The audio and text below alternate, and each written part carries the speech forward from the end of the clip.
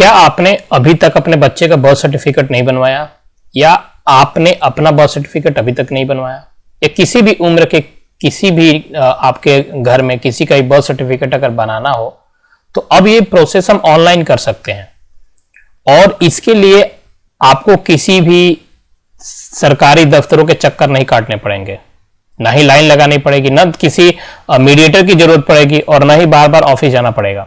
क्योंकि आज की इस वीडियो में मैं आपको बताने वाला हूं कि घर बैठे ऑनलाइन बर्थ सर्टिफिकेट कैसे बना सकते हैं, कौन कौन से डॉक्यूमेंट लगेंगे, कितने दिन में सर्टिफिकेट मिलता है, और डाउनलोड करने का पूरा जो तरीका है आज मैं स्टेप बाय स्टेप आप सभी के सामने बताऊंगा। लेकिन इससे पहले अगर अभी तक आपने इस चैनल को सब्सक्राइब नहीं किया है तो चैनल को सब्सक्राइब कर लीजिएगा, नोटिफिकेशन बॉक्स को जरूर प्रेस कीजिएगा, बेल आइकन को, क्योंकि उसी के थ्रू जो भी नए वीडियो आएंगे उसका नोटिफिकेशन अब तक मिलेगा। तो चलिए स्टार्ट करते हैं स्टेप बाय स्टेप कि कैसे हम ऑनलाइन बर्थ सर्टिफिकेट बनाते हैं।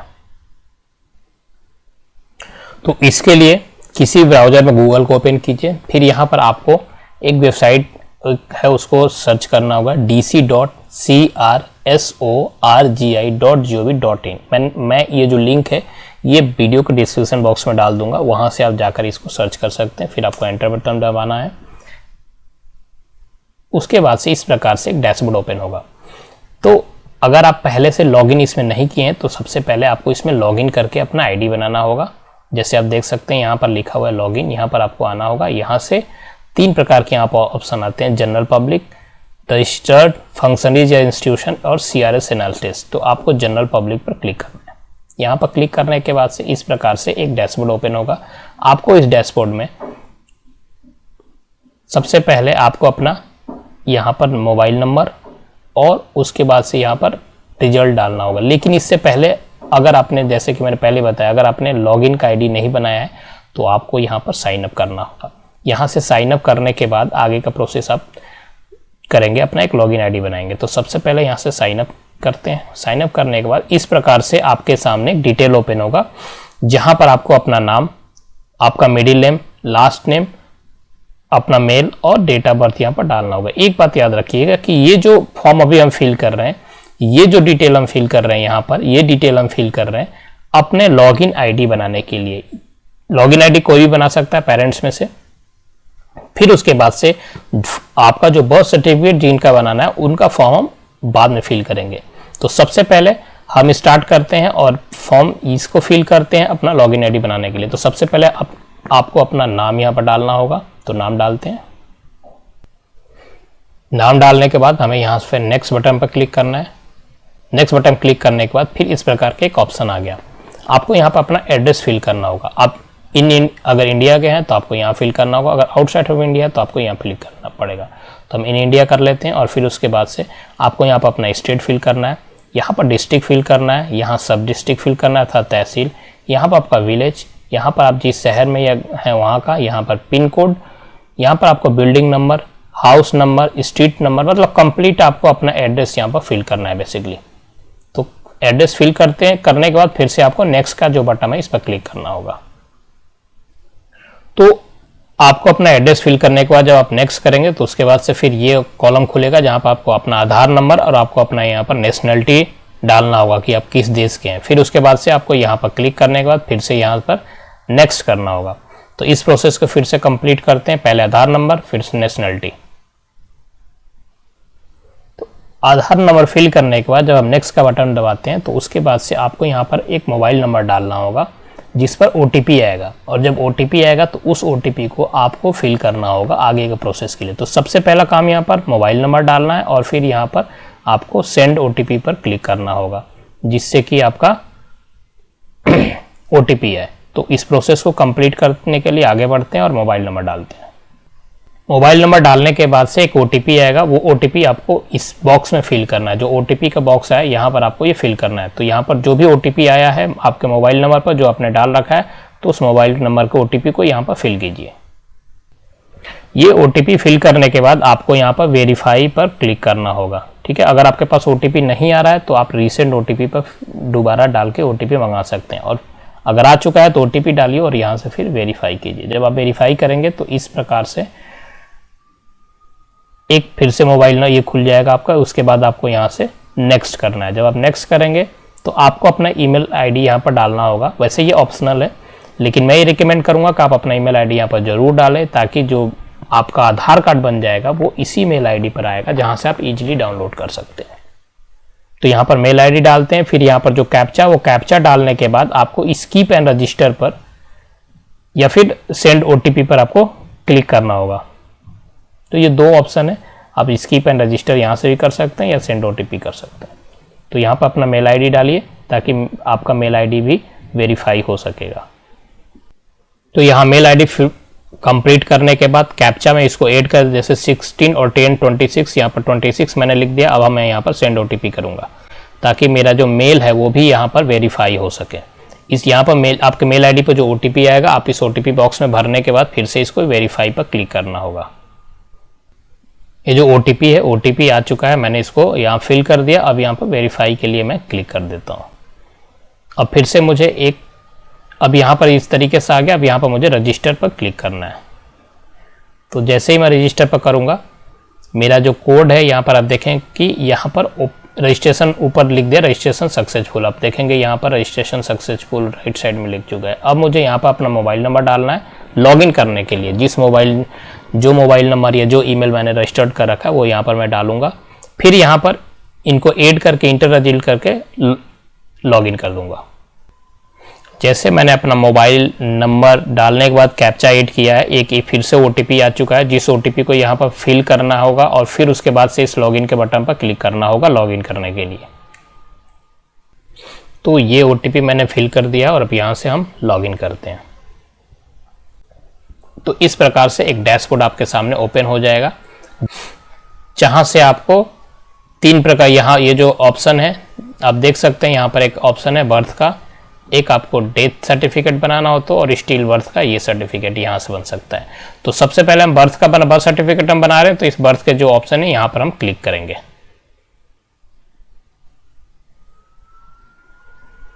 बर्थ पर क्लिक करते ही आपके सामने फिर से देखेंगे कि add old birth event, register foreign birth, report birth, search birth register still birth या फिर सर्च स्टिल बर्थ रजिस्टर। तो इस प्रकार से आप अगर बर्थ सर्टिफिकेट आपको बनाना है तो आप बर्थ सर्टिफिकेट पर क्लिक करेंगे। बर्थ सर्टिफिकेट पर क्लिक करते ही इस प्रकार से एक ऑप्शन, एक डैशबोर्ड ओपन हुआ, जहां पर अब आपको बर्थ सर्टिफिकेशन का सारा प्रोसेस जो है वो करना होगा। सबसे पहले जिस स्टेट से आप हैं वो स्टेट आपको सेलेक्ट करना होगा। तो जिस भी स्टेट से आप हैं उस स्टेट को सेलेक्ट कीजिए। उसके बाद से यहाँ पर 2 लैंग्वेज है, एक है प्राइमरी लैंग्वेज, एक है सेकेंडरी लैंग्वेज। तो प्राइमरी लैंग्वेज में ऑलरेडी इंग्लिश पहले से ही प्री फिल्ड है, आपको सेकेंडरी लैंग्वेज में भी यहाँ पर हिंदी पहले से फिल है। तो और डेट ऑफ रजिस्ट्रेशन का यहाँ पर आप देख सकते हैं कि डेट ऑफ रजिस्ट्रेशन का ऑलरेडी यहाँ पर नाम, आज का डेट जो है वो फिल हो चुका है। अब आपको जिस चाइल्ड इन्फॉर्मेशन, जिस भी बच्चे की आपको सूचना या जिस भी बच्चे का आपका बर्थ सर्टिफिकेट बनाना है उसका डिटेल आपको अब यहाँ पर फिल करना होगा। तो आप यहाँ पर जाकर अब जो भी बच्चे है उसका कंप्लीट डिटेल आपको यहाँ पर देना होगा, जिस भी बच्चे का आपको फिल करना है। तो आगे इस प्रोसेस को यहाँ पर 2 ऑप्शंस है। अगर चाइल्ड नॉट नेम, अगर आपने बच्चे का नाम नहीं रखा, यदि बच्चे का नाम नहीं है तो कृपया चेक बॉक्स पर टिक करें, और अगर बच्चे का नाम है तो आपको डिटेल में यहाँ पर बच्चे का नाम डालना होगा। अगर बच्चे का नाम नहीं है तो ये जो बॉक्स है इस पर आपको क्लिक करना होगा। तो सारा डिटेल फिल करते हैं। जैसे ही आप डेट ऑफ बर्थ डालेंगे अपने बच्चे का, इस प्रकार से एक पॉपअप खुल जाएगा और ये कह रहा है कि आप जो भी डॉक्यूमेंट है आपके पास, कृपया जांच लें कि घटना पंजीकरण आगे बढ़ने से पहले आपके पास सभी दस्तावेज मौजूद हो। मतलब आपके पास जो इसमें डॉक्यूमेंट्स यूज हो वो मौजूद होने चाहिए। ठीक है, तो मैं इसको क्लोज करता हूं और आगे बढ़ता हूं। आपको दोबारा इसमें फिर से डेट ऑफ बर्थ डालना और यहाँ पर टाइम ऑफ बर्थ आपको लिखना होगा। जो समय, जन्म का जो समय, वो जन्म का समय आपको यहाँ पर लिखना होगा। यहाँ पर आपको मेल या फीमेल जो भी है वो डालना होगा, मेल या फीमेल। यहाँ पर आपको बच्चे का अगर आधार कार्ड बन गया है या इनरोल कराए हैं तो आपको यहाँ फिल करना होगा। अगर आपने दोनों में से कुछ नहीं किया तो इसको आप छोड़ दीजिए, क्योंकि ये कंपलसरी नहीं है। अब आगे बढ़ते हैं और आगे का जो डिटेल है वो हम फिल करेंगे।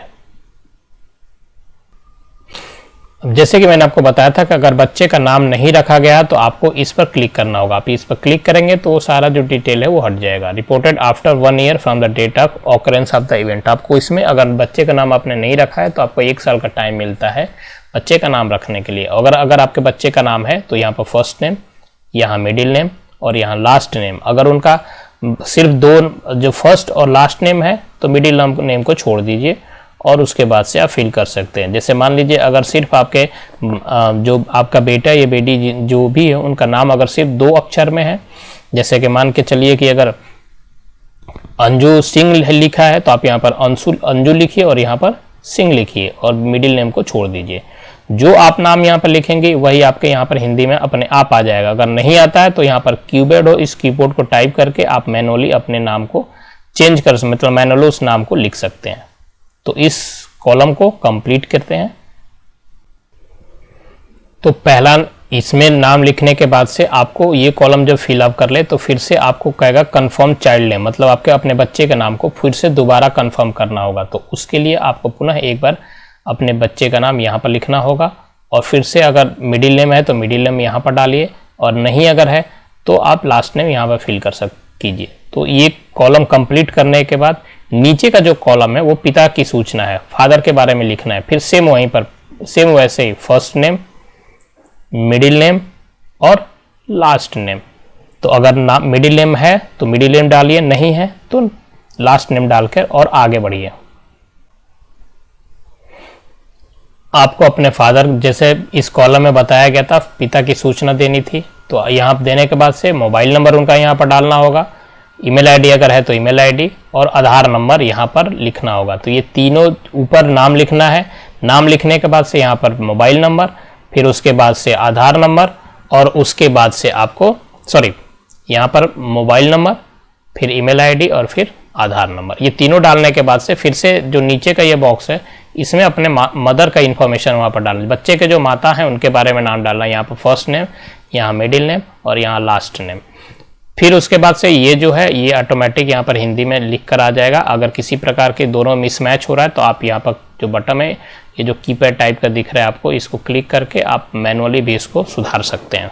तो माँ के नाम को फिर माँ का यहाँ पर मोबाइल नंबर, फिर उसके बाद से ईमेल आईडी अगर है तो और आधार नंबर यहाँ पर डालना है। तो आगे बढ़ते हैं और फिल करते हैं इस फॉर्म को। तो मदर का डिटेल फिल करने के बाद से आगे का जो कॉलम है उसमें आगे बढ़ना है। वहां पर आपको एड्रेस लिखना है उस टाइम का जिस टाइम बच्चे का बर्थ प्लेस के समय उसके माँ बाप कहाँ पर थे। तो आप देखिए यहाँ पर address of parents at the time of birth of बच्चे के जन्म के स्थान माता पिता का पता। तो जिस टाइम पर हो सकता है कि उस समय आपका जो एड्रेस है वो है कहीं और का और आपका जो बच्चे का जन्म जब हुआ था वो किसी और स्टेट पर आप उस समय या कहीं पर आप जॉब कर रहे होंगे, किराए पर रहे होंगे। तो उस केसेस में इंडिया के अंदर अगर आप है तो सबसे पहले आपको यहाँ पे स्टेट सेलेक्ट करना है, फिर डिस्ट्रिक्ट सेलेक्ट करना है, फिर तहसील सेलेक्ट करना है, फिर जिस विलेज अगर या टाउन है वो सेलेक्ट करना है, ग्राम और या शहर का नाम आपको सेलेक्ट करना है, वहाँ का पिन कोड आपको डालना होगा, बिल्डिंग नंबर है तो वो, हाउस नंबर है तो, स्ट्रीट नंबर है तो, और लोकेलिटी अगर किसी प्रकार का है तो ये आपको फिल करना होगा। जिस समय याद रखिए जिस समय बच्चे का जन्म हुआ है उस समय माता पिता का जो पता था तो वो यहाँ पर फिल करेंगे और करने के बाद से फिर आपको यहाँ पर परमानेंट एड्रेस ऑफ पेरेंट्स, माता पिता का अस्थाई पता, ये पता हो सकता है डिफरेंस हो और अस्थाई पता हो सकता है अलग हो। तो यहाँ पर है whether the permanent address of the parent is same at the time of birth of child and, क्या माता पिता का अस्थाई पता वही है जो बच्चे के जन्म के समय था। तो अगर है सेम है तो आपको हाँ पर क्लिक करना है और अगर नहीं तो आपको नहीं पर क्लिक करना है। तो इसको फिल करते हैं और फिर आगे बढ़ते हैं। सबसे पहले आपको स्टेट चूज करना होगा कि किस स्टेट में आप उस समय थे, उस स्टेट को आपको चूज करना होगा। डिस्ट्रिक्ट आपको चूज करना होगा किस डिस्ट्रिक्ट में उस समय आप थे, तो डिस्ट्रिक्ट को आप यहां से चूज कर सकते हैं।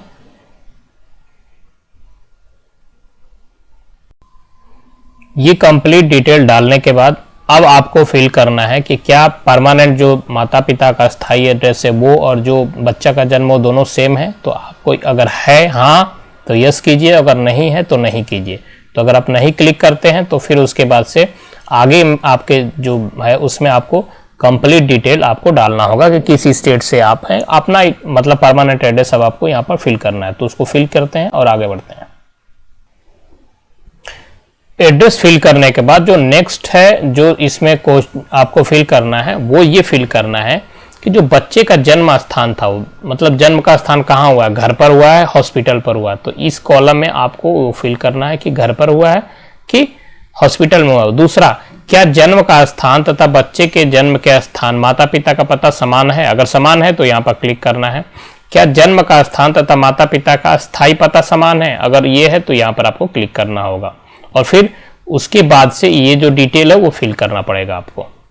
तो इस सारे डिटेल को फिल करने के बाद से फिर आगे बढ़ते हैं। देखो यहां पर जो ऑप्शन आ रहे हैं वो आ रहे हैं अस्पताल में, घर में या अन्य स्थान पर। तो जब मैंने अस्पताल पर यहां पर क्लिक किया तो उसके बाद से अब उस अस्पताल का जो डिटेल है मुझे यहां पर फिल करना होगा। उत्तर प्रदेश में किस डिस्ट्रिक्ट में वो अस्पताल है वो डिस्ट्रिक्ट हमें चूज करना होगा यहाँ पर। फिर उसके बाद से डिस्ट्रिक्ट के बाद से जो वहां का आपका तहसील है वो आपको चूज करना पड़ेगा। शहर है या गांव है वो चूज आपको करना पड़ेगा। फिर उसके बाद से उस शहर और गांव में जहां पर भी जो आपका कौन अगर कि जो हॉस्पिटल जो है वो किस एरिया में पड़ता है वो आपको यहां पर डालना पड़ेगा फिर से।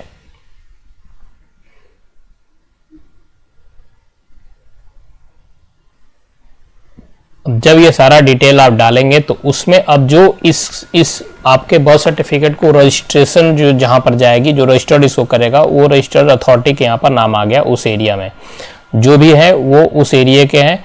और इसी में से किसी के पास आपका ये वो किसके पास जाएगा तो वहां पर आपको सेलेक्ट करना होगा।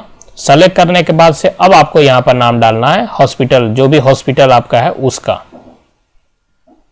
और जब ये सारा प्रोसेस आप कंप्लीट कर देते हैं तो आपको ये जो नेक्स्ट का बटन है उस पर आपको क्लिक करना होगा। तो यहां पर नेक्स्ट के बटन पर क्लिक करते हैं और करके फिर आगे बढ़ते हैं।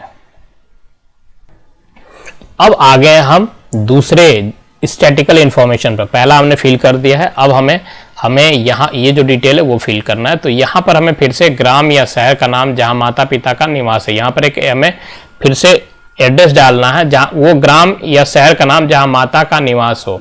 देखिए माता जहाँ सामान्यतः रहती है, क्योंकि प्रसव के जगह भिन्न हो सकती है, घर का पता दर्ज करने की आवश्यकता नहीं है। तो आपको यहाँ पर क्या भरना होगा, आपको स्टेट भरना है, डिस्ट्रिक्ट भरना है, सब डिस्ट्रिक्ट भरना है, जो विलेज है वो भरना है और उसके बाद से उस गांव का नाम, बस। बाकी सब चीज़ों को डिटेल आपको यहाँ पर फिल नहीं करनी है। तो आप चाहें तो इनमें से कोई सा भी बच्चे के जन्म के समय माता पिता का पता कॉपी यहाँ पर क्लिक कर सकते हैं या माता पिता का स्थायी पता यहाँ से कॉपी कर सकते हैं। तो किसी भी एक को यहाँ पर आप क्लिक करेंगे और फिर उसके बाद से फादर की इंफॉर्मेशन आपको यहाँ पर डालनी होगी। तो आगे अगर क्लिक करते हैं और क्लिक करने के बाद से फिर आगे बढ़ते हैं तो यहाँ से आप जो भी क्लिक करना चाहें इस पर से उसको क्लिक कर दीजिए, या अगर इसको क्लिक करना है तो इसको आप क्लिक करके देख सकते हैं।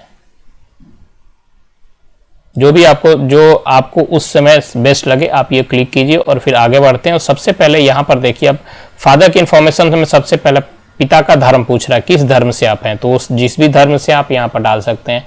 अपने फादर का जो एजुकेशन है वो आपको डालना होगा कि क्या एजुकेशन है उनकी, तो वो आप यहाँ पर डाल सकते हैं। अगर पीजी है तो पीजी, अगर ग्रेजुएशन है तो ग्रेजुएशन, डिपेंड करता है। जो भी एजुकेशन है वो आपको डालना होगा। यहाँ पर फादर का जो ऑक्यूपेशन है कि वो क्या करते हैं वो ऑक्यूपेशन यहाँ पर आपको डालना होगा। अब आ जाते हैं फिर से मदर पर। मदर की अगर जो धर्म है वो धर्म यहाँ पर डालिए। मदर का जो लेवल है, जहाँ तक मदर ने का एजुकेशन, जहाँ तक आप माता की पढ़ाई हुई है वो आपको यहाँ पर डालना होगा।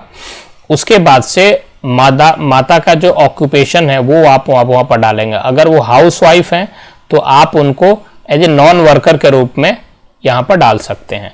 और फिर उसके बाद से इधर नीचे की तरफ बढ़ते हैं और अन्य इन्फॉर्मेशन पर देखते हैं कि और इस पर क्या फिल करना है। तो यहाँ जो डिटेल अब हमें भरनी है यहाँ पर जो हमें डिटेल भरनी है वो भरनी है बेसिकली अपने मदर का जो जिस समय अपनी मदर की शादी हुई थी वो एज यहाँ में भरना है। अगर मान लीजिए यहाँ पर लिखा हुआ विवाह के समय माता की आयु पूर्ण वर्षों में, यदि एक से अधिक बार विवाह हुआ है तो प्रथम विवाह की आयु लिखिए। जैसे मान लीजिए अगर किसी की तलाक हो गया फिर दूसरा अगर उसका विवाह हो रहा है तो यहाँ पर जो एज डालना है वो पहले विवाह का डालना है और कंप्लीट ईयर में डालिएगा। अगर 21 वर्ष है तो 21 डालिए, 25 है तो 25 डालिए, 18 है तो 18 डालिए। इस प्रकार से आपको कंप्लीट यहाँ पर एज डालना है, मंथ और उसमें नहीं।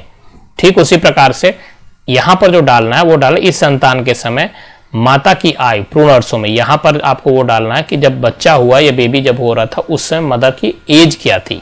ठीक है, अभी और यहाँ पर डालना है number of children born alive to the mother.